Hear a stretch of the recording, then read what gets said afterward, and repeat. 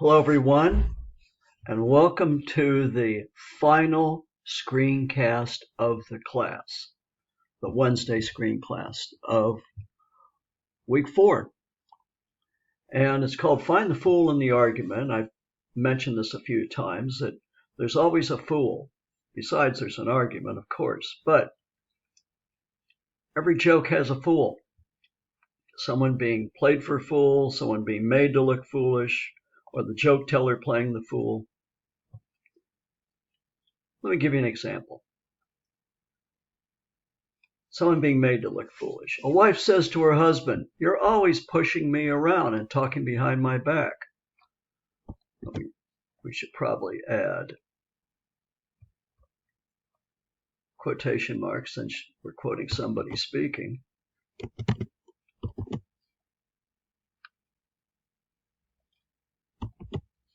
He says, "What do you expect? You're in a wheelchair."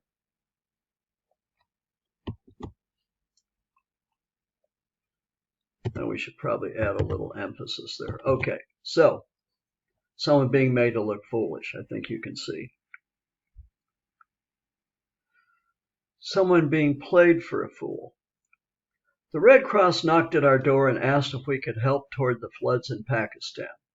We said we would love to, but our garden hose only reaches to the driveway.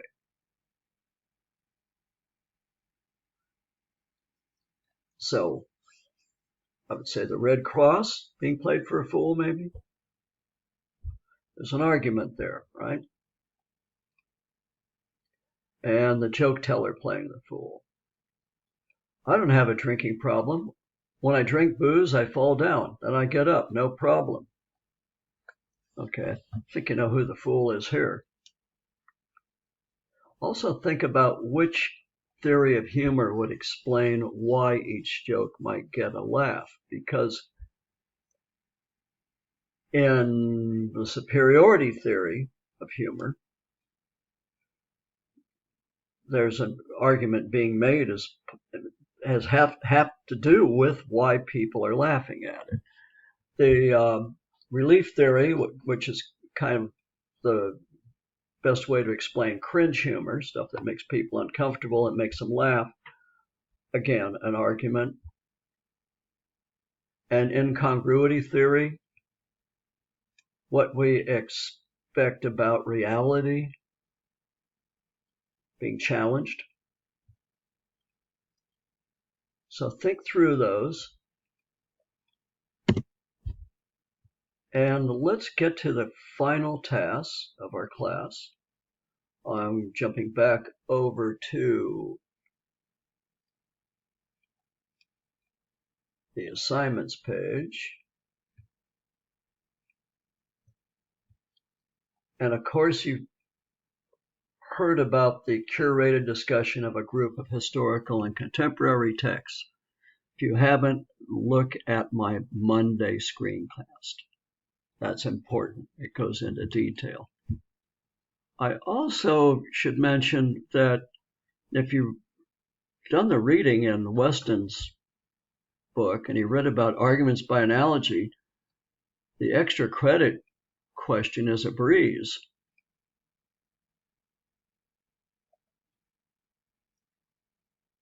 Check this out. Another Stephen Wright joke. It's a faulty analogy. And of course, you've got to spot the relevant similarity. I hope most of you know why sticks look bent when you put them in water. Water does not actually bend sticks, but you probably already knew that. Okay, back to the assignments page.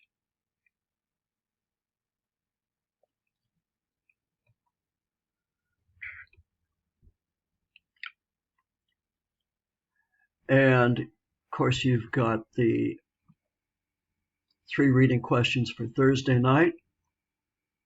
And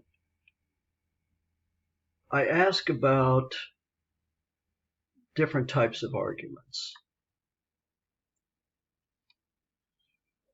Tuesday. So for Thursday,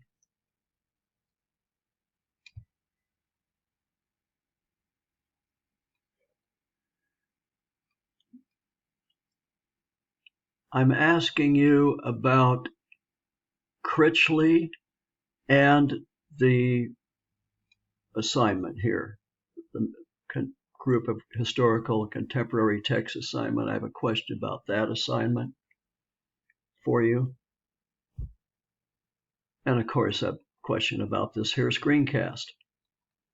And then, of course, don't forget the final discussion posting. Let's go to the discussions. Now there's the Wednesday one. The Friday one is going to ask you about a joke from one of your 3 comedic sources. Not much to say for you. Just the title of the work, name of the comedian. That's all. And, of course, quote the joke. Then stop, because your classmates who will respond to your posting will have to identify the fool and the theory of humor. Of course, you'll have to do the same for a classmate's posting. Now, my advice about the big one is to make an appointment with it.